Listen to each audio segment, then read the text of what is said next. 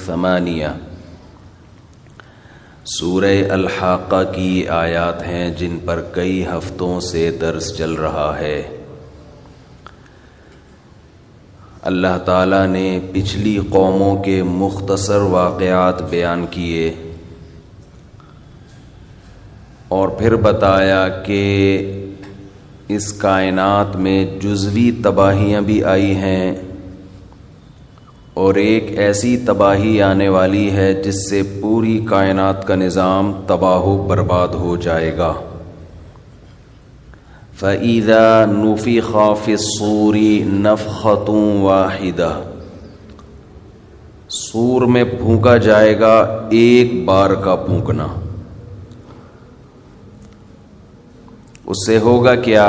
وَحُمِلَتِ الْأَرْضُ وَالْجِبَالُ، زمین کو اور پہاڑوں کو اٹھایا جائے گا، فَدُكَّتَا، کوٹ کے رکھ دیا جائے گا، دَكَّةً وَاحِدَةً، ایک ہی مرتبہ میں۔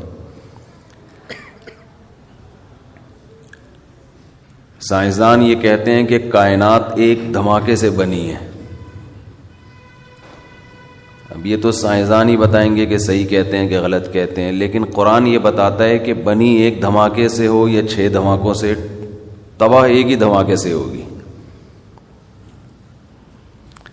جیسے یہ جو بگ بینگ تھیوری ہے نا، کہ جو پہلا دھماکہ جس سے یہ کائنات ٹوٹ کے ایک دوسرے سے الگ ہوئی، اس میں 1 سیکنڈ میں جتنی تبدیلیاں ہوئی تھی نا، اس دھماکے کے پہلے سیکنڈ میں کروڑوں سالوں میں وہ تبدیلیاں نہیں ہوئی ہیں۔ 1 سیکنڈ میں جو تبدیلی ہوئی تھی۔ وَالسَّمَاءَ بَنَيْنَاهَا بِأَيْدٍ وَإِنَّا لَمُوسِعُونَ،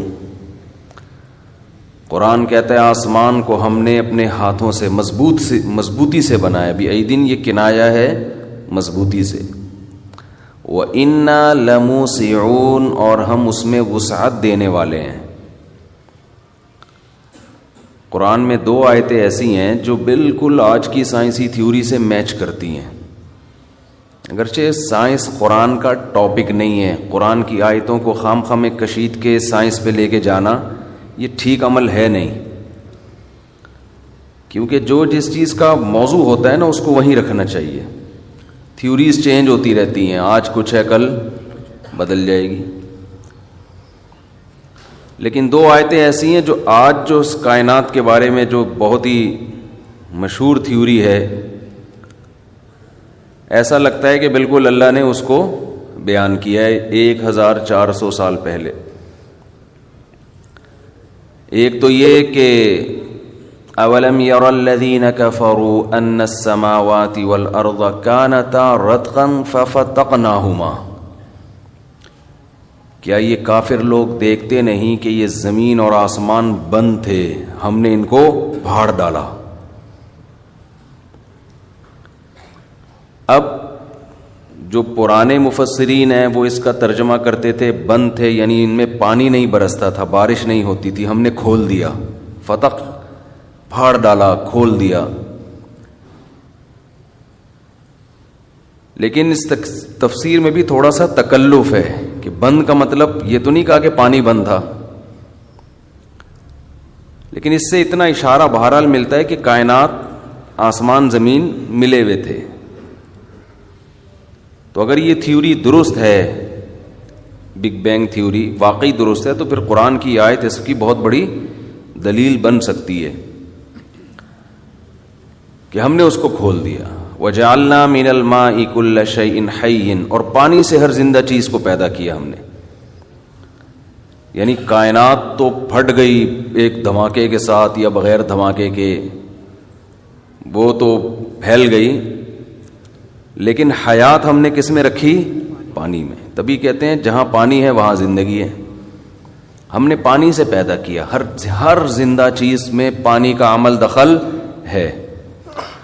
تبھی سائنسدانوں کو زمین کے علاوہ کہیں اور حیات نظر نہیں آ رہی، کیونکہ پانی مارکیٹ سے شارٹ ہے، ٹھیک ہے نا۔